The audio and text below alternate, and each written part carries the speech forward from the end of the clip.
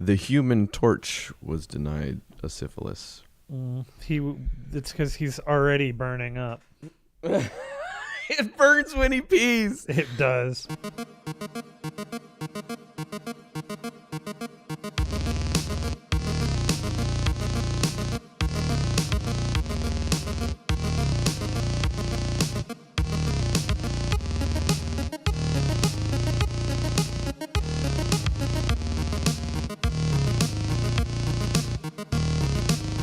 Welcome. I'm so glad you tuned in. You don't know if I'm talking to you or the one. I don't, and I'm going to walk away from you for a second because I just got a package delivery and I got to see if it was Cool. Speaking of packages, welcome to 0 Hit Points, everybody. It is December 21st. I am Ryan Miller. He is the jolly man himself. Saint Matthew Amberg. I am German. See? As much as 1 and 1, my friend. Yep. Now together. I know. It's the worst way to do math. Like a douchebag. 1 and 1, buddy. 2 plus 4. Here we go. Okay. Here's the thing about math. You, Amberg? Nobody uses it. It's true. I don't believe in it. People keep telling me there are prime numbers. I'm like, yeah, well, there's prime rib. I don't think there are prime numbers. I've assumed that's what prime numbers were referring to, were the amounts of ribs and or beef at any given moment somewhere. That would have made school much more interesting because I don't know math. It's, you know what? Nobody does. To me, the prime numbers. Optimus. Yep. Metroid. Mm-hmm. 3. Rib. Again. There. Amazon. Okay. Yeah. Speaking of which, what was that package you just got? I don't know. You want me to open it? I mean, I don't not want you to open it. Okay. I know you've got to open it eventually. I like that this one's like partially open already. This is like the beat up this friggin' boxes. What? Yeah, no, it's Christmas. Yeah, I know it's Happy Christmas. holidays. So guess what? We don't care about your gifts. Yeah, no, they stopped carrying like a week ago when they got like 3 warehouses full of presents that they hadn't delivered yet. They sure did. Oh, this is so. I got this for Pandamelia. We can't say the title of the book because it is. It's a book though. It is a book. Whoa! I just saw it on camera. I shouldn't even. Yeah. Pandamelia, this is you are in for a treat. Another gift for somebody. Oh yeah, I know who that's for. Do you? Yeah, it's not. No, I'm not gonna say because that would ruin it. And then I get one holidays. of these. Jeez, you just kept ordering stuff. Yeah, man. This is great for a podcast where I can't tell anybody what it is because I have people in the house or see it. No, this is perfect. There's no part of this translates to any other part. Yeah, I wasn't aware you got 2 boxes though. So what's funny about this is going to be boxes in boxes. Interestingly enough, the contents of what's in them is also another box. You know, I feel like you're breaking down a lot about Christmas actually. Like it's just boxes, man. Think about it. That's true. That's all we're doing is giving each other boxes. It's boxes. Boxes inside of boxes. Oh, nice. Oh, that's. I can't say the name of that though, right? Oh, you can. Yeah, you can say. I can't say it. Okay. I won't. I'm still not going to say it. It's fine because Beth doesn't listen to the show, and this is for Beth. Ah, yeah. Well, this won't come out until several weeks from now. We actually record like months in advance. Explains a lot if you think about it. It does. All right, now that we've done an unboxing with absolutely nothing going on, I can't wait to hear how this turns out. Let's unbox your week gone by. My week gone by. Well, you just saw it. I just did it. We watched a couple movies. I mentioned the Criterion. I bought all this Criterion movies, so we decided. You did. Beth had never seen Thief with James Caan, and I forgot James Belushi was in it, which is hilarious. Great movie, man. I love that movie. To me, it's still Michael Mann's best movie. I fully admit I'm not a man head. Sure. Not You're not a man's man. I'm not a man's man. That's good. I like that. A man's man. I like that. He's fine. He's a good director. I don't love him the way He's so hot and cold though. Like I feel like he has those standouts that are just like, oh man, you want to watch all of his movies, but then you're like, wait, like you get the feeling he just kind of like something came together on the ones that are good, like really well. They're really good. Yeah. But then the other ones, you're like, yeah, he's not kind of like he's no, not. I think you're right. There's something I tend to like his sense of style. I just sometimes I just don't like, he just doesn't always hit for me. Like I am one of those people that I don't think Collateral's a very good movie. I think it's, I was into Collateral, but yeah, I didn't know that was.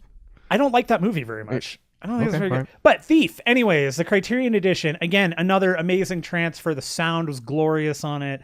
That movie it's such a great movie because it builds and it builds and it's you really do get to inhabit this whole bit of James Caan's character's life and see him go through the decision-making process and how he's going to get from point A to point B so he doesn't have to do the point A bits anymore. And just like it rolls into this great dynamic, wonderful conclusion that has one of my favorite crane shots at the end, the final shot as the film closes out. I just love it. Like I love the way it was framed and shot, and the crane pull up and everything and pulls back. It's great. It's really, really good. Yeah, Beth was not expecting it to be a slow, like tension building movie, so she fell asleep. It's a slow tension. Yeah. Okay. She liked what she saw, but she was just not expecting to stay awake for 2 hours of dialogue and character as opposed to action and punching. Sleeping in movies. We might come back to that actually. I have an experience as well. Yeah, and then I tweeted this out. I decided on like Saturday night, I have not seen the Ocean's movies in a while. And I really like Richard Attenborough's voice, so I'm just going to watch Planet Earth for a while. And I can't wait to see it. What? Oceans, Planet Earth. Oh, yeah, nice. There's an episode of Planet Earth called Oceans. No, it's solid. Yeah. I was the only one that didn't get it. No, this is why I shouldn't ever do a podcast. I should not be involved in anything. So I put on Ocean's 11, and man, that first flick just home run, start to finish. There is not a dull moment. And one of the things, so Beth hasn't seen the movie all the way through. She's always seen chunks of it, but she's never actually sat down and watched it all. And it was fun to. That's a bad chunk movie. It is. I would imagine that's a really bad movie to watch. And I told her, she's liked it, but I told her, I was like, this is a movie where like every scene informs something else in the movie. Where there are plenty of movies where you have scenes that don't inform anything, that it's just it's past. This is a movie where there is not a wasted minute of screen time. Every line of dialogue leads to something. It comes back, it circles around, it gives you an arching tell on what the thing is. Like that whole movie is built on tells because it's a gag on the whole the casinos. Yeah. But if you're not looking for the tells and you're not paying attention to every scene, you miss them, and it's fantastic. That movie, like the highlights of that movie, beyond the shadow of a doubt for me, are Elliot Gould and Carl Reiner. Like those two, that movie is already amazing, great cast. Those two, like there was some cement they put into it just to make it work, and it's so good. Clooney's fantastic. Brad Pitt's great.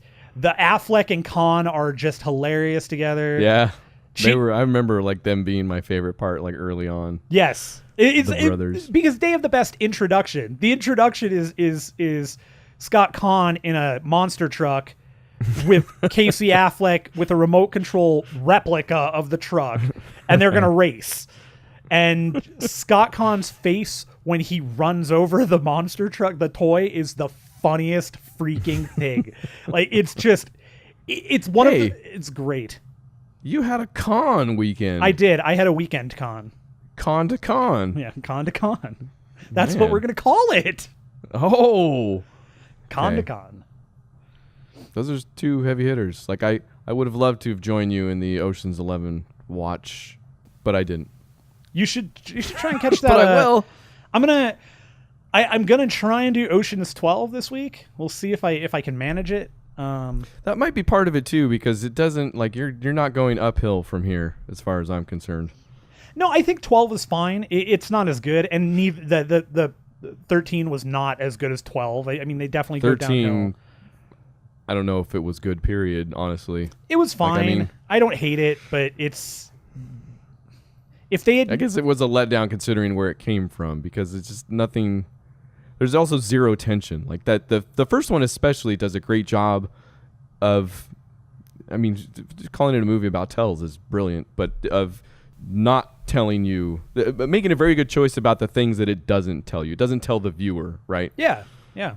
The other movies don't do that nearly as well, I don't think. And 13 doesn't do it at all, from what I can tell. Like, there's maybe a split second where you don't know something, and then they tell you right away, like, don't worry. And then at no point was I like, oh, this might not work out. Like, the whole time I was like, okay, everything seems to be going great. Yeah, it was. I think the first one, part of the reason the first one works so well too is that you have two ultimate goals overall, and actually, and I mean, there's a bunch of little sub things going on too, because you have their whole reasoning for do it ultimately is George Clooney's character wanting to get his wife back, but only kind of. I mean, and that definitely wants to, but that's only kind of part of it, because he's also not too thrilled about being thrown into jail and having no money left over. So right. So you have that. You have the friends who all just want to make a big score. And they all have sub stuff. Elliot Gould's whole reasoning for helping them is that he hates Andy Garcia's character for ruining his casino. You have so there's a whole bunch of layers to why they're all doing it, and that was fantastic. The sequel, it loses that. Yeah, no, you're right. That's the one thing, like, out of the gate. And they try to fix that by bringing in Andy Garcia and having him be part of the group. That's 12, which is cool. No, it's fine. Yeah, and I like Andy Garcia. But it's 12 not the same, especially. Yeah, it's just totally not fine. Yeah, like, it's just not the same. Like, you can't recapture that first one's tension because you've already given away how everything cool can be done. Kind of. The first one, like, you almost wish it would have been a one-off. I mean, it's good because the cast is good, and it never. Even the third one kind of doesn't lose like that. Watching the cast, like seeing what they do, like watching them on camera, all that weird stuff, like. Totally. The chemistry is still there. Yeah. So that's still entertaining. But the first one, like, you get to see the quote unquote bad guys or whatever, but they're the ones you're rooting for, get the money in the end. It's not that thing with everything else, especially in TV, where they don't get to keep the money. They do, and they do it wonderfully too, like where everybody kind of peels off one by one and stuff like that. It's a beautiful scene too. Yeah. It's great. It's right in front of the Bellagio. They go to the Bellagio. There's they look at the fountain. It's a really nice kind of they cascade over the characters, and then you're left with at that point Clooney, Pitt, and Julia Roberts. Yeah, but again, not really reproducible in the sequels. So yeah, I mean, I'm looking forward to seeing 12 and seeing how it compares, because I haven't seen. I don't think I ever watched them in a close proximity at any point, so this will be kind of novel. Me neither. And I don't think I've seen 12 or 13 since the theater. So. It's been a while. Yeah. Good idea, Matt. Thank you. Amberg. Thank you, Ryan Miller. Please, now tell me about your week. How was your nap? So in lieu of the news that John Boyega is going to play Stacker Pentecost's son in Pacific Rim 2, did you see that? He is, yes. I finished Pacific Rim 2. Or sorry, dang it. Wow! You were like it's like Spaceballs. Right? Yeah. It's out on video before we finish the movie. Happening now, yeah. Mm-hmm. No, I finished, but I had been slowly making my way through Pacific Rim again for, no reason needed, but no, it's good. It's finally fun. Finished it up this week, and I feel like that's a polarizing movie in a lot of ways, especially for people who didn't understand what was being done, and just kind of, especially for Guillermo del Toro, who very conscientiously made this movie what it is. Like, I feel like if you ask him, he probably has very little regrets about how this thing came out, because if you ask me, I'd say that, because it's for what it is and what it set out to be, and for all the stuff that he said he wanted it to be. Like, it seems like it nailed all of those so well. I guess I never went into that movie thinking it was going to be anything more than it was. I go into Guillermo del Toro's movies the same way I go into any, that movie I went in the same way I'd go with any del Toro film. I go in thinking it's going to look great. It's going to be directed really, really well. It's probably going to be a lot of fun. And it's probably going to be something I like. Now, of course, he can absolutely knock it out of the park when he wants to do an in-depth story. You want to see that tale, Devil's Backbone, Pan's Labyrinth. He's got there you go. Why does Pacific Rim need to have a script on the level of Pan's Labyrinth? It doesn't. Well, so that's the thing. Actually, I would say the script is like the story is the most perfect thing about it. Like it's really great. really good. I think the harshest. I can see the performances this time around, like that. I can get, because I glossed over that, like whatever. I could tell they weren't great, but I was kind of like, man, who cares? Like everything else, and I'm on a specific high on this movie. I don't know, like full disclosure, like I love Pacific Rim. Like I went, it touches on something inside of you that I had to go buy the toys, like the Jaeger and the kaiju toys. Like I haven't done that. I don't know if ever. Robots versus dinosaurs, man. It's that stupid meme that people like to make fun. People like to do the what is it, cowboys and ninjas or whatever, and ninja pirates and ninjas. This is that. It's just on a different scale. Yeah. So I will say that I did notice the performances maybe a little bit more this time around. Like they're not great. Even even take out the schlock, because some of it's supposed to be schlocky for schlocky. Like it's supposed to be a B movie. It's supposed to be, and yes, exactly. Thank you. That's in there. I get that. Even beyond that, some of the performances are not fantastic. I will concede that and not care still, but I like Pacific Rim, so I watched that movie. I think the performance issues kind of really comes across most with Charlie Hunnam. I mean, I think he still carries the movie, and I think he does the schlock right most of the time. Most of it, yeah. But yeah, there are some lines he delivers where I'm like, maybe like... He was the weakest of the group of actors that was there. See, I would have said the girl, actually, was kind of the weakest. Oh, Mako? An unknown, yeah, Mako. I think she was fine. Like I guess I didn't see any problems with her. Maybe it's because she was new to me. But Hunnam, maybe just less seasoned. Yeah, maybe that's what I saw. She just kind of didn't have the.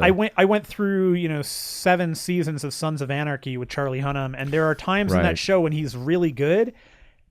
There are plenty of times when he was never the draw to the show, even though he was the main character. Like it was every other character around him that was interesting. It seemed like Katie Seagal was always the one Katie to watch. Seagal was freaking incredible. Yeah. Perlman was great. Kim Coates was probably the character that was the actor that was most interesting to watch throughout the show. But Hunnam has always been... That's another one on my list. He was a little weak, and he was weak in the show. That's why he needed a huge robot. It all worked out. Yeah, now he's not. He's super strong. So good looking and strong. And then I did see Rogue One. I don't think we need to talk about it until you go see it with this week, right? Monday. Yeah. We see it on the day after Christmas, yeah. So we can do a little more on that. The sleeping thing I was going to say is that somebody... I posted a couple things about it still, about how I liked it, which I did like it a ton, except for one like super glaring and obvious part to it, which I'm sure I wasn't the only one. No, but I did. You were not. I have found out the internet also has posted this all over the place, so even if I didn't know it happened, I would know now. Yeah. And it's not something that happened either. It's a recurring thing in the movie, so it's not even necessarily a spoiler. But yeah, you'll know it the second you see it, honestly. But yes, I posted something about how I liked it, and some guy, an old friend, responded that he fell asleep during the first half, but enjoyed the second half. I stopped judging movies a long time ago by whether or not I fall asleep during them, because I feel like it's more me. Like I fell asleep during Guardians of the Galaxy, and we already talked about how that's quickly one of my favorite Marvel movies now. I'm like the bad review goes on me when I fall asleep during the movie is what I've come to realize. So. You're a lights out nap time. Yes, exactly. I get that. Which is basically what I said. I was like, and he's right. The first half of the movie there's not as much action. But man, did they do the characters right? And like I said, we don't have to go deep into it, but it's good. It's fun, man. It's really I am looking forward to it. Better than episode 7. I am definitely hoping that. Yeah, that's kind of a, I guess, no-brainer for most people. And then that was pretty much it. I went to Universal Studios yesterday as well. We did a bunch of the shows this time because it was our season pass is up in April, so it's kind of we're down probably to our last couple visits. Did you go to but we hadn't gone to see the special effects bonanza. Waterworld, Backdraft? We've seen Waterworld twice. Yeah, well, the yeah, Backdraft is not there anymore. What? Yeah, I know. Really? Wait, did you tell me? I think maybe you told me that. The last Wait, time... what kind of Backdraft are we talking about? about? Did you? You must have had a Krusty Burger. Actually, no. I had the Cletus's. The Simpsons has 2 restaurants. One of them is Krusty Burger. Krusty Burger is actually very good. I believe it. I'm sure it's. I wanted to try the Ribwich. I'll probably try the Ribwich next time. But no, there's Cletus has a chicken shack or something like that, and you can get like this fried chicken breast between 2 waffles. Oh sure, okay, chicken and waffles. Yeah, got it. Yeah, it was really good. That's stuff. what I got. Sure. But yeah, the shows. Honestly, the shows haven't changed. I don't think probably ever. Like I've often wondered if there had been some sort of updating going on, because it's the same. Like it's the thing. The Simpsons. Speaking of the Simpsons make fun of mercilessly. Like all these shows that are kind of done so often, for so long, that the presenters, like, if anybody can keep anything fresh, it's amazing. And which nobody can, basically, is what it turns out to be. So you're watching these guys that are, especially at Universal Studios, where you get the feeling like a lot of them, they're obviously ex-actors or they're trying to get into it or whatever. Yeah, I mean it's a gig. Look, I mean there's not a ton of those folks that are going to be like, yeah, this is what I want to be doing. They're doing the same jokes over and over, like, for sure. And quite a few of them are stunt people. Yeah, well, during the special effects show, they point out the stunt people, which was still super fun to watch, man. Like, they lit a dude on fire and he walked around a bunch, and they had a couple good gags in there, and I'm pretty sure they had a couple audience plants. Like, they were like, we're pulling people from the audience, and they're gonna do these. They had one group do a bunch of Foley for a scene from Identity Theft, of all movies, but it was weird. Like, the family got up, and it looked like a family that had been dressed in a family studio or something, like the grandma looked like she was wearing a grandma costume. I love it. I'm still not positive they weren't a plant, but then there was another girl that totally was. But anyways, totally fun. And then what was the other one? Oh, Animal Actors, which is basically just my daughter loved it, right? It's just some dude walking around in a elephant outfit. Hey kids, smoking a cigarette. Animal from Muppets, yeah. through his trunk, he's got it, like, holding it way down there. Yeah, but it was cool. That was it. Nice. Universal Studios. I played some Burnout Paradise this week. Well, I didn't want to say I want to talk about games. I know, but I do. Okay. You never do. You don't even like games anymore. I'm not even sure we're talking about the same thing when we say games. I don't think so either. I'm not sure we're talking at all. Like, this is because I mean to talk to you this week. Oh, speaking of which, how was your birthday? I've been trying to ask you that for like a week straight. The one time we played video games together, I didn't ask it to you. So now, that's fine. How was your birthday? That's all right. See?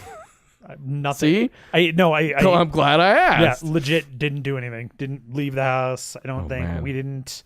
That sounds like a wonderful birthday. I don't even remember what I got for dinner that night. It wasn't anything crazy special. I think it was just like Taco Bell or something. Oh man. Yeah. I dream of birthdays like everything you just described. That's pretty much it. There was no cake, no crazy gifts or anything, because I had gotten the chair and all that for my birthday. So it was, it's cool. That's fine. But I did electric chair. I wish I could. I could go for some sweet death right now. I can tell you that much. Happy holidays. I downloaded Burnout Paradise, started playing that again, and I got to tell you, playing that after spending so much time in Forza is the weirdest transition to a game I have ever had in my life. Oh, really? For the worse? It's not it's not neither. It's not a bad or a worse thing. It's you go from Forza, which feels like real cars, to Burnout, which does not feel like anything. And me and you never ever play 2 racing games at once. No. Like, when does that ever happen? I don't even like cars, so I don't know. But this, I started playing through it a little bit, just driving around, doing the random races and crap, and it's fun. It's cool. I wish there was more of an emphasis on crashing. And they're like, yeah, crash, and still does the like the slowdowns, take down and crash and all that, but it's not quite as crashy as I want it to be. That's funny, man, because that's like the reason I never played that game is because of all the mixed reviews when it came out. Like since then, like every racing game, like every Need for Speed has copied like several parts. Forza Horizon 3 is still doing stuff that was pioneered in Burnout Paradise. Like, oh, dude, are you like if you look at Burnout Paradise, the only difference between that and Forza, outside of the very obvious ones, but talking about the layout of the game and stuff, is instead of the challenges and whatnot just popping up in like spots on the road, here you just go up to a stop sign or lights, you stop. That's it, and you pull the triggers and you're doing the thing. So that's actually exactly like Need for Speed. Huh. So it's most wanted, and it's cool. I'm enjoying it. I'll keep playing it for a bit to see how far I go with it. But again, when I'm done with Forza 3, or Forza Horizon 3, like that's I'm gonna play that game. I just don't want to play them both at the same time. There is just no. Yeah, I know that there is no finishing Horizon 3 for me. That's just gonna be a game that I play. There's nothing. I'm not even going to attempt to, like, I'm not going to attempt the achievements on it because anything with cars like that is going to be an exercise in futility and frustration for me. I feel like at bottom line. When I hear you talk about it, it sounds like you're going deeper into the game than even the achievements ask for this time around. Like supposedly the achievements on this one are easier than they've been on any of the other. I honestly haven't looked, so I don't know. Yeah, maybe. That's what I've heard. I'm just playing it. I normally check the achievements because I like to see how much I won't be doing and how much game I'll be leaving behind. But this is one where I did. You want to know what to be mad at me for, basically, is what it comes. It's very rare that I'm angry at you over achievement. Only when I'm going for a specific one, and then yes, I absolutely have a just burning hatred for you. Fair. Okay, cool. Yeah, so that was fun. I did some more comp play in Overwatch on the console. I still haven't actually done it on PC. I booted my PC up and then installed a bunch of crap, and then I got pulled away to do comp on Xbox. Bummer. Yeah, it was good. Had a couple of really good games with Mertz and Dustin. Yeah, we go back and forth, man. There are times when that game is. You have just the best match, and yeah, you lose, but it's still a great match. Then there are games that you just get run over. You just get absolutely stomped, and it's even worse when you get run over on defense first, and then they're like, "Okay, do offense," and you're like, "All right, we can usually get somewhere," and you just get shut down. It's just awful, and we had a couple of those runs. But we spent a bunch of time doing the holiday stuff, doing the. I was gonna say we also played this for the stream on Thursday, which should actually it's up. I just didn't tweet it out yet because it went up really late Saturday night. But the best part about that stream is I forgot to plug in my microphone. So if you want to hear everybody talk around somebody, which isn't entirely true because I don't think I said a whole bunch. Anyways, it was a full room, so you're not missing much. Or you're missing my all voice the good is stuff. Completely not in there. Nope, not at all.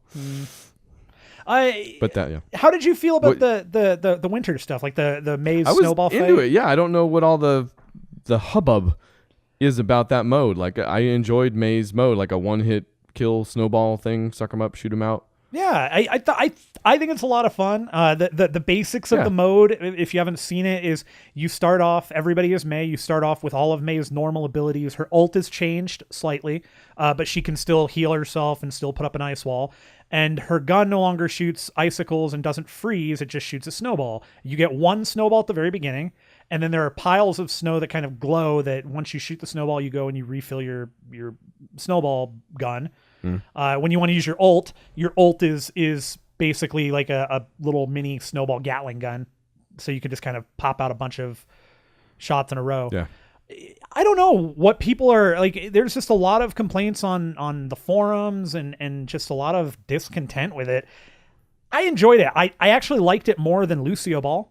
which people were. Yeah, actually, totally, absolutely. I think out of all the three, Junkenstein's Revenge was probably the most fun in the sense. I would agree with that too. That it was a true team game. It was a nice PvE thing.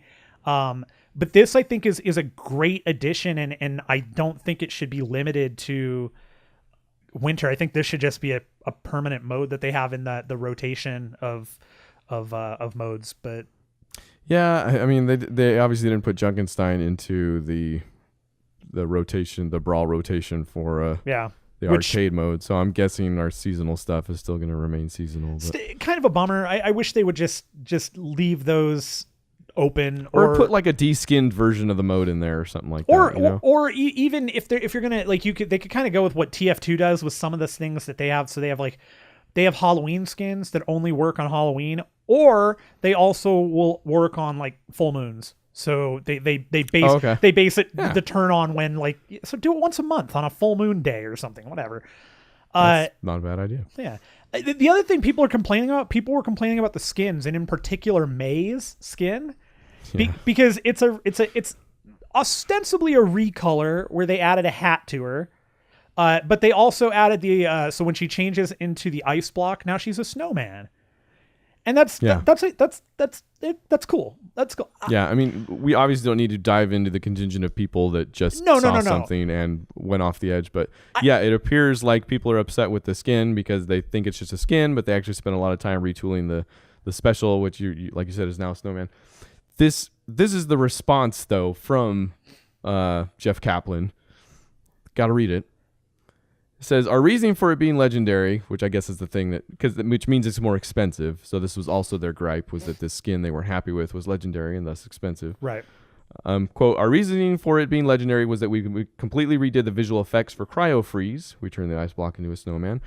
We thought that was pretty special, and we had done it specifically based on community suggestions from months ago when people were speculating that we might have a winter event. Apparently, lots of people don't agree with us, and that's okay. It's all good feedback, and we're learning something for future events. So, couldn't have had a better response. No, period. Painted in that light, like they go through the forums, find out what you guys are talking about, put something up based on that, and you guys give him garbage for it, and then he says, that's okay, it's all good feedback. You don't deserve Blizzard. No, we don't deserve. We do not deserve Jeff Kaplan. That is for damn sure. You don't deserve Jeff Kaplan. Yeah. No, I agree with you. I think, especially, look, I understand the holiday skin thing, and I especially get the whole wanting of skins. I believe me, I get it. I am totally one of those suckers that, man, it is difficult for me to not buy crates. Like, I just want to buy them so I have them all. I just want to. Blizzard, I think, has made it pretty clear. They're not like, it doesn't sound like any of these are going to be hard to get in the future. With the exception of the Olympic ones, those are the only ones I can see being kind of an issue. They're going to have Christmas skins next year. They're probably going to have these ones available to you. You know, like they're never going to retire these. If they'll just add on to them. Yeah, exactly. And I mean, I guess. On one hand, it's I understand that people are annoyed and that I wanted it to be something different. On the other hand, it's a free update, so there's that. Yeah.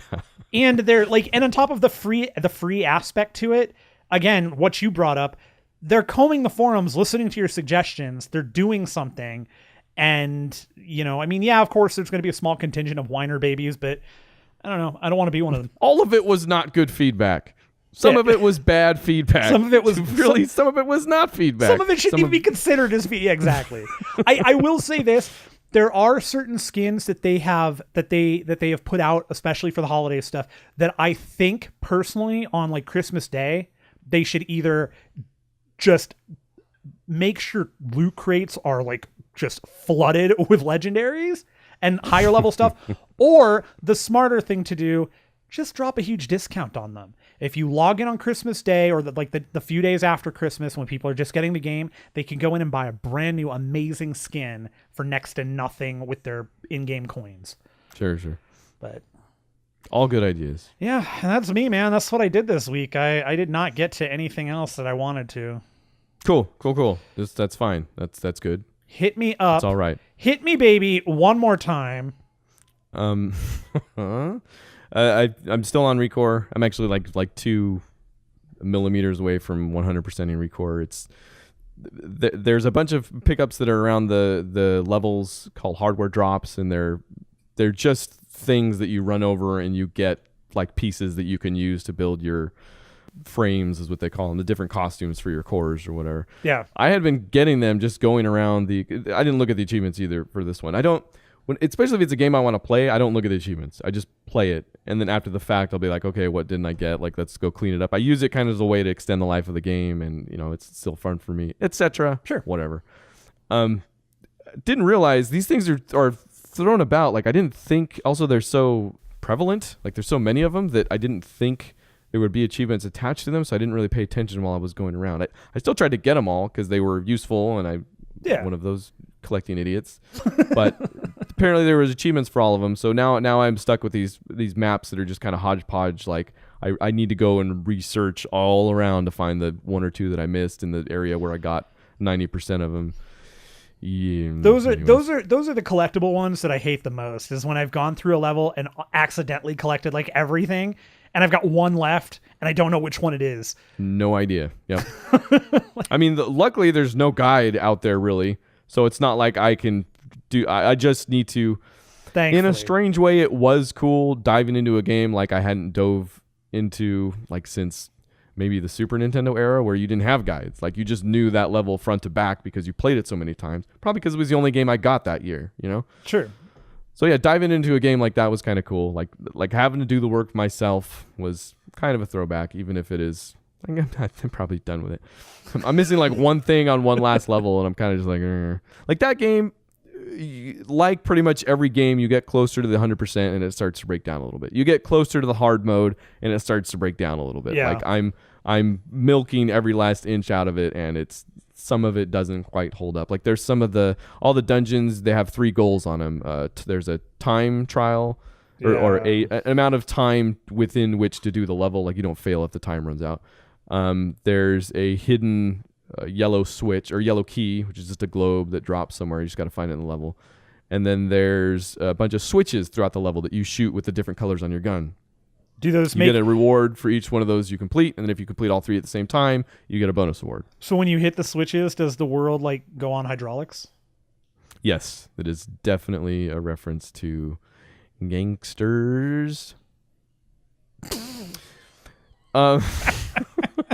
But some of those, like some of the harder ones, like they ask for a degree of accuracy that took me. I touched on this for a second last week, but it took me like 3 to 4 hours on a single level just to complete it within the time allotted. But the interesting thing is, as also I'm going this far into the game, there are literally unfinished portions of the game. Like you can see them. They're blocked off because it's surrounded by things that you can't. Like, you need a different vehicle to access them. And I knew what it was because there's only 4 enemy types in the game, and they all correspond to your different little buddies. One of them's a dog, one of them's a ape, and one of them's a spider. And then there was an enemy in the game that's a tank that you never got a buddy for. And there's literally an open slot where that buddy would go. And there's this entire part of a level that has like quicksand that you can't walk on. You probably need a car or something. Or maybe a tank. Tank, yes. So you could see this. I could see it and just never get to it. So that there are literally unfinished portions of that game. I guess they're gonna finish them. That's annoying though.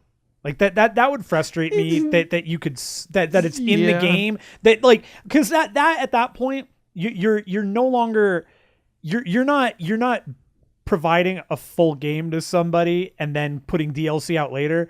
You're putting out a game and going, we had to cut something because we just didn't have time and we had to get this damn game out. Yeah, there's no way this was the goal from the beginning. Yeah, like, nobody in their right mind is gonna be like, and then we'll just keep this here and it'll be unfinished until. Yeah, no. Nobody ever said that, right? They were like, crap, we got to put this thing out. Like, we're all gonna die. There was one guy who was like, what if we just don't finish it? Who's gonna notice? He's just sitting there and he's like, I don't want to do this part. It's like this character it's still sucks. A very small part, like aside from the fact that you get another buddy that I'm sure can build out the game in a lot of cool ways, which we should say they have released the trailer for the rest of the game, basically, is how it comes out. Yes. It's the tank trailer, and it shows you, driving on the dude. You get the guy. It shows you driving in that area that, like I said, you couldn't get to. So, man, so now they're just teasing you with video of things you can't do. Well, so basically it's whether or not they decide to charge for this thing. Because I would be curious to know when they decided it was going to be kind of a budget title, because it still was only $40, and it's definitely the size of a $40 game, which I love. But yeah, like, was it $40 with this tank thing, or were they like, we better only charge $40? I'll be interested to see if they charge for this DLC. And if it's going to be a $19 charge at that. That would be stupid. That would be the dumb. No, in no way. It better freaking not be. This seems like it's going to be a $5 thing. At the most. Like, really. And I hope it's free, honestly. Yes, free is the answer. Anyways, that's early 2017. The trailer's out there. It looks pretty cool. It looks fun, too. Like, sure. The stuff you could do with that tank. You could tank it out. Right. And then the only other thing, which I arguably spent just as much time on this week. I did spend quite a bit of time here. Super Mario Run. I got the Super Mario runs, that's for sure. Yeah. A lot of poop moving. Super Mario running my life at this point. Nice. Right? I would like to see Super Mario Running Man with Arnold Schwarzenegger. Not really. We talked a little bit about it last week because I got to play it while I was at the Apple Store going through hell. But now you get to play it through the hell of your bedroom. Now we have the full version. I'm guessing we both bought the full version, I guess. Yes, I didn't even wait for the thing to load. I paid for it. I was like, here's the money. As soon as it got to the screen, I was like, oh, there's the button to pay the full price. That's actually exactly what happened. I did not do anything else in the game until I had purchased the whole thing. Well, you get, I guess the free version gives you just those 3 levels or 4 levels, the first world of the world tour. And then I don't know if you get access to Toad Rally or not on the free version. I don't think so. Didn't dig into it that much. Okay, but cool. I don't know. We bought it, so we'll never know. Todd Rally. Thoughts on Mario Run? Super Mario Run, sorry. It's good. It's a good runner. I'm enjoying it a lot. There are definitely some issues with it, I suppose you could say. I'm not. It's not a perfect game. What are you trying to say? It is. I have to say this, but Super Mario Run, imperfect. Oh, dude. Yeah, I know. Do you even play games? I guess not good ones. It's good. The things that I'm running into are probably more than anything. I think they're just experience wise. There are some levels that, and arguably all levels, you kind of have to run a bunch of times, and especially if you're going for all the collectibles, you have to run through them multiple times, and the collectibles move, so you're going to run through them multiple times trying to remember where the collectibles are. Yeah, each level has 3 levels of collectibles. They're the coins, 5 pink coins, and then it's 5 purple coins, and then 5 they call black coins, but they're kind of greeny, whatever, dark coins. Each level has those. Yeah. Those are the ones you're talking about, right? Yeah. Yeah. Yeah. And they're in different spaces, and they're all harder to get, like, obviously. As you go. The difficulty in how to get them increases, and there are some that, like, dramatically so, where you really have to hit things exactly perfectly to get enough height, to get enough distance and stuff. And that's all fine. That's not a big deal. I think my biggest problem is that like I said, you just run into parts where I have to redo it over and over again, or I can't. Like any other Mario, I'm missing the jump. But right. Other than that, it's fine. Toad Rally is a little bit of a different story. I would say it's a little more mixed for me. I'm doing it and I'm enjoying it. It's fine.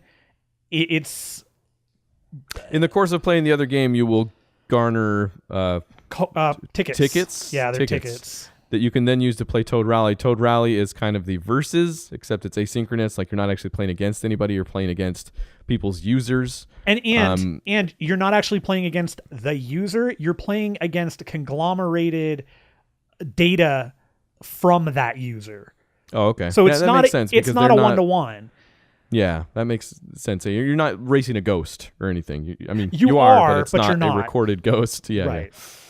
And then based on, I guess, style, like number of jumps, backflips, whatever, you get Toad followers, but also based on coins. Something. Yeah, you will win or lose against the other dude. And then if you win, you get, I don't know if you get some of his toads or you just get more toads. I don't think you're actually taking any from him. But right? You definitely lose some if you lose some if you lose. Yeah. I don't know that you take the other person's. I think you just lose them. But you get more anyways. So and the toads have different colors attached to them. So there's red toads, white, blue, purple. Any of the other different colors? Yeah. Okay. Yeah, and I think maybe I haven't moved far enough in World Tour to start. Oh no! Well, it doesn't matter where you are in World Tour. What it matters is how much you're playing, because there are like when you log into Toad Rally, you're given like 5 or 6 opponents you can choose from, and they all have a different number of toads, and it's all dependent on like where you are in the world and all that stuff. What levels show up, as far as I can tell. I didn't know this until very recently. The number that they have next to them, because like I'd see guys. Or avatars that had like 2,000 as their number, and I only have 200. And I'm like, I don't want to. Yeah, and then I realized that's just their number of toads. It's not like how good they are or anything like that. So the more, I guess I knew it was number of toads, but I guess I thought that also correlated to how good they were because they got that many toads. But it's not necessarily. No, it's not like their rank or something. Yeah, I get what you're saying. No, and that threw me off, and I started going through some of those guys. I got to a point where I only had like. I had 700, 800, and thousands on levels that there's no way I'm going to get that many. How can I do that? Like, I thought that was what they got on the level that you're going to race them against. And that blew my mind too. And I'm like, what the hell? Yeah. Figured all that out. And then I realized like on those screens, those guys, the avatars have the variety of, toads that those users currently have in their inventory. So you correlate that with what toads will show up in that rally race, which is also displayed at the bottom. And that's how I have toads from all the things. I just made exclusive decisions on which rallies I was running, because the amount of toads you have in a specific color also defines what you can and cannot purchase in the store to build out, to do the world builder, which is in the world, you can build the toad houses. You can build, the secret. There's a bunch of little decorations. I'm trying to remember what there's secret buildings. Like I got a question mark and there's a question mark block. And if you click on the question mark, it gives you something. If you click on the house, you can do a run where you can get tickets and more coins and stuff. It's cool. It's novel. It can be very frustrating. I know what frustrated me is when I would get stuck on a person, and it's just like I would just flub a level, man. It's weird the amount of like just nothing went right, and then I'd be like, screw this dude, like rematch him, and then I'd get like 700 coins to his 300 or something like that. So all the time that could be frustrating. Is that what you're talking about? Or it's I end up in and it doesn't happen all the time. It's just like. When it does, like there will be, and it's totally for me. It will span the world mode and Toad Rally, where I will just go from one to the other, and it just is missing every jump. I'm crashing and burning left and right. I'm not holding the button down long enough. I'm not doing enough spin moves to make the toads. Yeah. So that's actually, rhythm. It's a lack of rhythm, I think, is what happens. No, that's actually a really good way to put it. Speaking of the moveset, though. The same thing does come back to bite me a little bit in the World Tour. And I think it's like I've only played through I've only done World 1 on that. Like repeatedly, I've gotten all the coins on each one. I'm that guy. And even on the level, and I've gone through and I'm number 1 on the leaderboard for every level, which is admittedly I only have 3 friends. So it's not. Oh, you're number 1, huh? Well, while you're talking, I'm going to go beat your level. So I'm to the point where I like the degree again of accuracy to which I need to know like what does what, like with the moves, because it gets down to the minute level. Like there's different ways to jump off an enemy that do different things. Yeah. Like there's a certain area that you inhabit above an enemy where if you hit the jump button again, you'll get an extra boost from it. But that area is not like exact. Like yes, you technically need to do it like right when you land on the enemy, but you can just be above them in a way and hit it, not even coming back down on them, and it'll still launch you up. You can jump on an enemy while you're hopping over them to get some stuff, like, and then to do the float at the right time, because if you hit it too soon when you're trying to jump on an enemy, you'll just do the float, and then that'll screw up your jump. And that's happened repeatedly when trying to get these special coins. Like this is exactly where that's happening. Yeah. So I've run into getting frustrated with that because I don't exactly understand. Here's the thing that changed my world for a while, though, right? Especially when I was going for the coin high scores. Your number Super one, Mario World? Yes. You can choose which level you replay when you replay it. You can choose pink coin, purple coin, or black coin. You just hit the thing before you go. You want to find the one that has the most opportunity for coins, right? Because especially the black coin level is usually never the way to go, because you have to do so much stuff to get the black coins that you end up not being able to get as many coins. So I found out, with the exception, I think with the boss level on World 1, that the pink coin is the way to go. I think I did purple coin for the other one. But the other thing I was doing was dying on purpose, right? So that the bubble will send you back and you can restart and then get all the coins like on the bottom half of the level or something like that. You still need to keep an eye on the time limit. And something I want to point out, dying on purpose in this game is actually not as easy as you'd think. Well, it's about to get... I'm glad to hear you say that, because I'm about to change your world. All you have to do is touch the bubble icon in the top, and it'll put you in the bubble. What? You don't know how many freaking times I've been at like the last coin. I missed it. Well, restart the whole friggin' level. It's going to change the game for you, because I start using this to go back and get the hard coins now. Like there was a black coin on the boss level that's right at the beginning, and it's freaking hard. There's 3 enemies in a row, and you have to hit the last enemy just right and get up just high enough to get it. Hit the bubble when you don't, and you just retry that beginning part as many times, and I can finally get it. So I was using it to get coins, and then you'll get it to get the special coins as well. I'm telling you, man, it's changes the game. I don't want to do the rest of this podcast. I want to go play that now. But yeah, overall, man, Super Mario Run, I'm totally into it. Like I'm having fun with it, for sure. It's been great. I'm purposefully again doing what I did with Forza and trying to avoid burning myself out on it. I've gotten through most of the world, but it's not time consuming to get through the game. It's time consuming to go through and really kind of master the game and really get those coins. And I'm going to go back and do that. And I've started. There are levels that a couple levels where I got all the coins in the first run, a couple that I've gone back, like that first level, that overall. Yeah, I went back and did all those. And yeah, and I've been, like, I did a lot of Toad Rally for a while, trying to burn through some tickets. And then I realized that because there's also the amount of enemies that you kill makes the enemies that you kill in Toad Rally worth more points. Mm-hmm. So there's kind of this thing going up no matter where you kill the enemies. So I kind of realized that it's probably worth getting through World Tour first before you get too deep into Toad Rally. The only reason that you should do that is to build up your tickets. Your tickets max out at 99. I've been maxed out for like days. Like I have to go through really? and I have to go through. Should be burning those up then, yeah. Yeah, and I do, and I go through them, and then I go back, and every time you get coins and finish a castle, I get more tickets, and it's fine. I might be okay then. I played a good chunk of Toad Rally at Universal Studios actually while they did all the rides that made me sick. So I don't know what they're gonna do. Like I don't know how they're gonna keep up the amount of tickets you're gonna get once you've completed so many of those. The World Tour. Yeah, but whatever. Yeah. It's fine. The game, it's gone gangbusters. It doubled up on Pokemon Go with downloads. Yeah. 10 million on day one.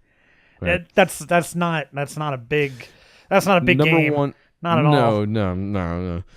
Number one on the App Store in the US, right? Like every category or something. I don't know. But I guess not in Japan, which has been the reason that Nintendo shares actually went down. More than 16%. Stocks are dumb. Between that and middling reviews for the game, the game got middling reviews too, which I think is interesting. Did it? I don't get what the middling review. So just like Pokemon Go, basically, is what you're saying. I mean, I think the complaint here is does Mario Run do anything different than other runners? No, not really. It's Mario though. I haven't played enough runners, but I mean, it's Mario, and the controls are pretty good. It's fine. I mean, I don't know. I don't know what the complaints are. The Nintendo level of polish is there. Like, this game is super sharp. Yeah. It is. I guess whatever. Yeah, and then if you have an Android, Nintendo said you can play this game sometime in 2017. So sometime in 2016, however, actually that's not true. I shouldn't make any promises. Crytek employees might get paid, but not if they were at the studios in Hungary, Bulgaria, South Korea, China, or Turkey, which, man, I had no idea Crytek had so many freaking offices. That explains why nobody's getting paid. They don't even know where to ship the money. But they don't. Yeah, that's what it was, definitely. They're like, we got all this money. What are we going to do with it? What do we do with it? Do you want it? Do you work for us? They did not have all this money because they closed all those offices. Now all they have left is one in Frankfurt, Germany, and Kiev, Ukraine. Yeah. The only thing that's keeping them alive is their freaking the Cry engine. Their licenses to that at this point. Which they said they're going to, what was the quote? They're going to focus on their, there it is, refocus on its core strengths of developing innovative games and game development technology, which, would have been Crytek engine. So look forward to another Crisis in 2017. That nobody can play for 4 years. In VR, that nobody can play for 4 years.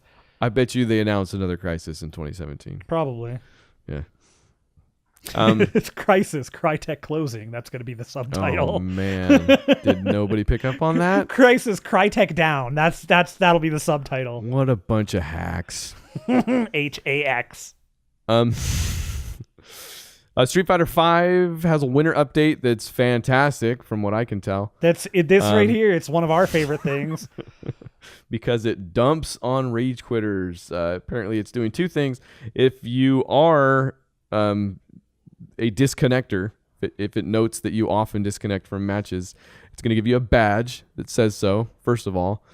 And then they've retooled the matchmaking so that you will be matched up with other rage quitters.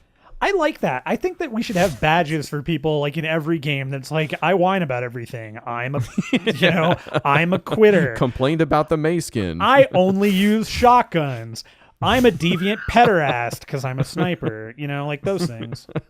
Yeah, the sniper one just says pedo sniper. Yeah, it just says pederast. That's what it should say.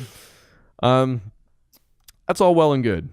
That is well and good. Lionhead Games, on the other hand, apparently has another tact when it comes to people that get in their way. I love this. Is a story that came out of the BBC. It's ex-Lionhead community manager Sam Van Tilburg. He's telling a story at a BAFTA function Tuesday night, I guess. But so the short of it is, there was a community member or group by the name of Kibitz that somehow got screenshots, like hacked, however they got them. And one of the screenshots featured a kid being stabbed in the head for whatever reason. But there's always a good reason to stab a kid in the head. Let's be real. And this is for Fable 1. So these are assets pertaining to that. And once the dude got in contact with Lionhead somehow and threatened to release the material. It didn't say what the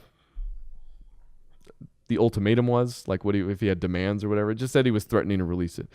So what Lionhead did, because this kid at the same time posted some of the stolen screenshots in the Lionhead forums. Brilliant. I don't know if that was how he made his demands, which also very smart. So from that they got his IP. And from that, they got his, I guess, house.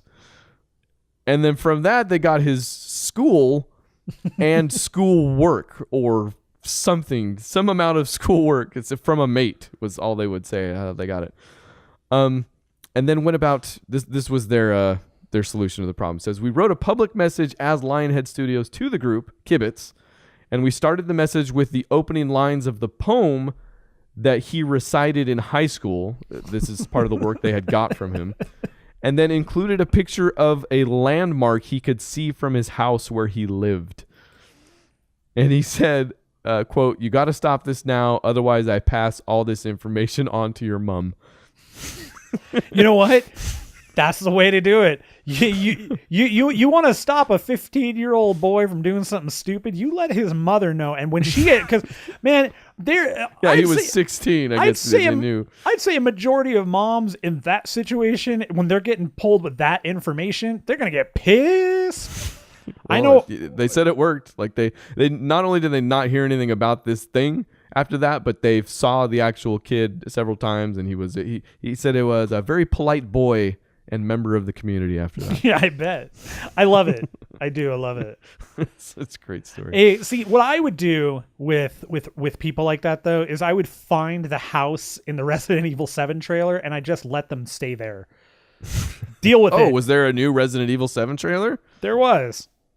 I was hoping it would give us kind of more information on the game, but it didn't really. It didn't. I couldn't glean anything from it. It just said, "Hey, scary."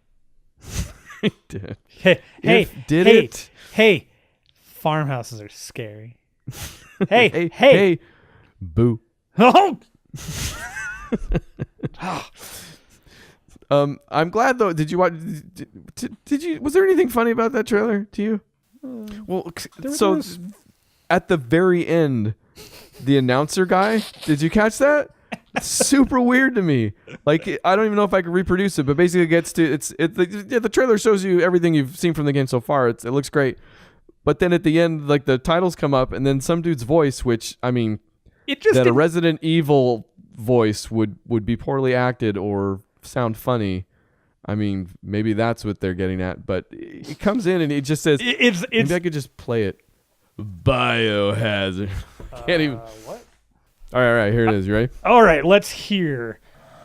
Biohazard 7. I don't know why it sounds Bio. He sounds like he's from New York. Biohazard. Stallone or something. I don't know. Hey, it's Biohazard. Also, apparently, it's Biohazard. I must be the Japanese. Japanese, yes. Yeah, good. Trailer. Anyways, so that game is still coming out. That's pretty much it for actual items this week. There's a couple rumor things. I guess we could, if you want to. I don't know. I like rumors. I like rumor mills. I like to mill about where rumors are. Okay, so get this then. WB Montreal, fine purveyors of Batman Arkham Origins and probably some other games, apparently stopped working on a Suicide Squad game, which had been at least 2 years in. I guess there was buzzings around about this thing. I never heard anything, but I guess they were doing a Suicide Squad game. And then the movie did so well. Yeah. Well, so this all kind of goes together. But in place, I guess, refocused after dropping this game is a new Batman game starring Bruce Wayne's son, Damian Wayne, I guess is the word. So this is... There. I'm curious if this is going to go the same way, the way of Shadow of Mordor or whatever. Remember, that was originally a Batman game, and then it became that. So now we're going to get a Batman game that was originally a Suicide Squad game. That's probably also going to be very depressingly boring and bad. I mean, who knows if they'll bring assets or if they can use some of the work. If Jai Courtney is not Damian Wayne, I'm out. What? That's right. You mean you are out? No, I'm in. Jai Courtney, he's the dude. He was in that Die Hard movie, right? Are we talking about the same guy? I don't remember. He was do you like Jai Courtney? He was Captain Boomerang in Suicide Squad. I forget. I haven't seen it yet. But if he's the guy I'm thinking about, I don't know if I've seen him in a movie that I... No, he's not good. Okay, he's bad. Okay, I just want to make sure. Okay. No, this is not... It's not turning into new Batman. I guess they're just...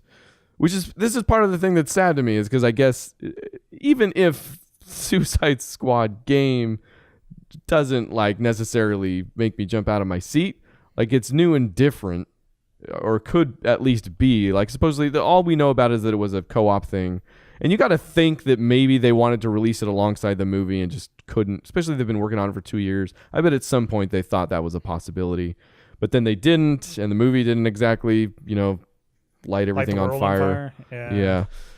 I So could see like just based on the graphics that they used for like the adverts for the movies and all that stuff. Like I could totally see that stuff. Almost reminded me, now that I think about it, of that game that you and I both really liked that came out on the Xbox that was made by Insomniac that had the Sunset Overdrive. Troopers said Overdrive. Yeah, it kind of reminded me like graphically, if you made the game similar to Sunset Overdrive, I get what you're saying. Yeah, kind of like goof, poppy. Yeah, a little dirtier maybe. Yeah, a little dirty, but still with those poppy colors and having you could even throw in some of the old style Batman, the punch pow, that crap would have been great. Like make it pulpy. With the it would have been exception fine. of maybe the Joker. I really have a problem with that. I think look. the Joker shouldn't be involved. They would have involved him some stupid way, but he shouldn't be involved. I think you say Jared Leto when you mean the Joker oftentimes, but that's fair. I guess I'm just a little bummed that they traded something that could have been semi-new or different for another Batman game, which I mean, Arkham Origins I didn't even play, but even Arkham Knight, it was kind of like I'm probably done with Batman for a little bit. Those type of Batman games, as much I would go back and play City or Asylum before I would play, like, especially an off-brand, not a Rocksteady. Yeah, Damian Wayne or not, man, like that. I don't really. The other thing is that Damian Wayne has like I don't remember. Like DC wasn't like Batman was never a character that I followed terribly close. But I feel like Damian Wayne also, like in some of those books, was very much a different Batman anyways, like guns and killed people and so stuff like that. So maybe it's going to be more of a game like that. I don't remember what kind of Batman he was, but Damian Wayne's the son of Batman and Talia al Ghul's, Ra's al Ghul's daughter. Yeah. League of Shadow Brotherhood people, men. Mm-hmm. That was Robin for a bit, and then I guess took over as Batman for some. But you're right, I don't know. Maybe when he was Robin, he was a killer or something. I just remember like Damian killed people. One point. Yeah, no, I wouldn't be surprised because that's part of the arc. There is that Bruce Wayne had to tame him a little bit because he was way more Shadow. What is it? Shadow of the Brotherhood? Brotherhood of Shadows. Okay, whatever. Yeah, he had to rein him in a little bit. Brotherhood of Evil Mutants. Yes, thank you. Whatever. Even then, it's just a story thing. Like that's not going to get me to play a new Batman game because they're going with Damian. Nothing's going to change. Right. That's like the least of my. Well, because now that immediately means that less Kevin Conroy. So. Man. Cool. Which is not nearly enough. Yeah, I want another lame Batman voice. Speaking of Suicide Squad, though, what if I die on mic yet again? For the lightning round. Lightning round. My turn, right? It is your turn. Okay. Lightning round is the spot in the show where news items that we don't want to spend more than about a second on come up. 30 seconds on the clock. Rapid fire. Ryan Miller, here we go. Weird-faced NPC patched out of Assassin's Creed Ezio collection. Which was like one of the biggest reasons to play the game, honestly. That couldn't agree more. Dragon's Quest XI announced for the Nintendo Switch. Oh, good. I love the Dragon Quest 1 on the NES. This should be right up my alley. Some people aren't happy with the latest Pokemon Go update. Whoa. Really? Should we keep doing the show? Can we go on? Is everybody going to be all right? Are you sure? I don't think so. I don't know. I think this show may have to Pokemon Go the way of the dodo. That is going to do it for the lightning round. Well done, sir. I think you are the king of the lightning round now. It's going to do it for the lightning round. It's going to do it for 2016. It's going to do it. Oh my gosh, is it? No, we got one more show. Show. Yeah, I know. I just look at dates. Hey, if you are someone that is concerned with dates, let me tell you something. Every Games Ever's winter event is going on right now. If you play some Overwatch, we talked about that a little bit already. Pokemon Go, some Santa Pikachu. Pikachu's wearing Santa. GTA Online. GTA Online is doing their thing. They got some of the stuff that they've done previous years, but they're also I've got additional seasonal hats, sweaters, masks, cars, pajamas. Mostly it's fun to drive around in GTA in the snow and throw snowballs at people. Yeah, I think one of those cars is pretty much Kit from Knight Rider. You see that? Yeah. So Merry Christmas there. I mean, always. Well, anything. I mean, the Hoff brings it every year. Yeah. Destiny is doing something called the Dawning. It brings back Sparrow Racing League, which we talked about a little bit. I think maybe. I don't know. And then Hitman is also doing a holiday event. They have Paris, the Paris map, decked out in holiday niceties, and you're fighting a particular couple. Did you read up on this, or have you seen it? Yeah. You're fighting you're fighting the Wet Bandits. The Wet Bandits from Home Alone. The Wet Bandits. Did are the characters modeled? Like, did they get? No, they don't look like. Okay. They're similar. They're wearing similar outfits, and their first names are Harry and Lloyd, I think, but they're not. Did they call them the Wet Bandits? Like, I think did they do anything what looks like they paid somebody some amount of money to actually do? Oh, they've just okay. So they're Wet Bandit adjacent. Yes. That's cool though. That's funny. Other stuff that's happening. Steam Winter Sale starts tomorrow, so get your wallet ready to be broken in half. There's going to be lots of good sales there. More importantly, Game of the Year, Don Bradman Cricket 17. I can't. Is out tomorrow. Is that tomorrow? I can't. Yeah, I can't. It's pre-ordered. I've got it preloaded. I'm ready. Oh, I am 17. Have they done 17 of these, or is this just the? No, it's just a 2017. Year. Yeah, okay. I am going to bowl the hell out of some of those online batters. That's what I'm saying. Don Bradman. Basically, sounds like a superhero. Sounds like a suburban superhero. It sounds like, and it's the worst. He sounds like a really crappy school superhero. Hey, I can't hang this thing up, or I can't put my folder together. I need a Brad. Don't worry, I'm Bradman. I thought Don Bradman. He can fling thumbtacks out of his hands like a perfect accuracy. It sounds like a character in a Mystery Men. He's he's dotted line away from Hank Azaria's character in Mystery Men. I'm sorry, mother, your son's a limey fork flinger.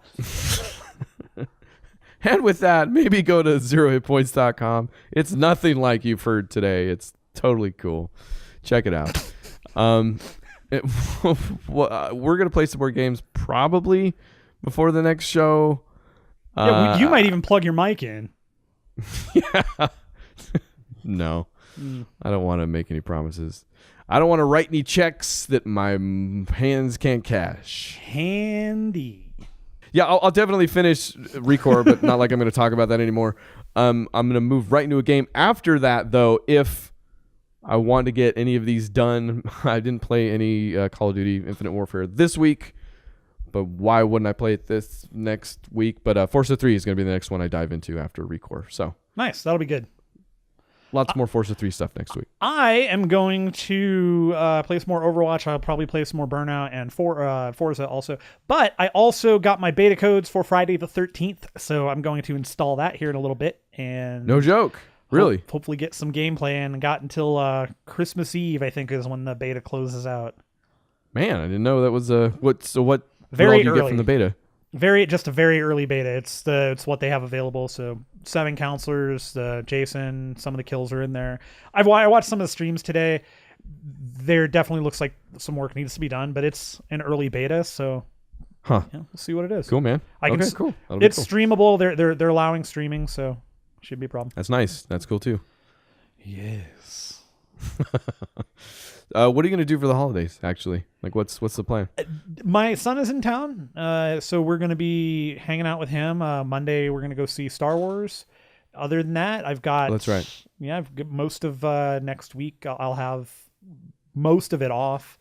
Work a little bit, but Man, Yeah, hanging out for the most part. what's that going to be like? We're going to play so many games. Yeah, we probably won't talk to each other for the next 5 days. That's what that means. So Merry Christmas. Happy New Year!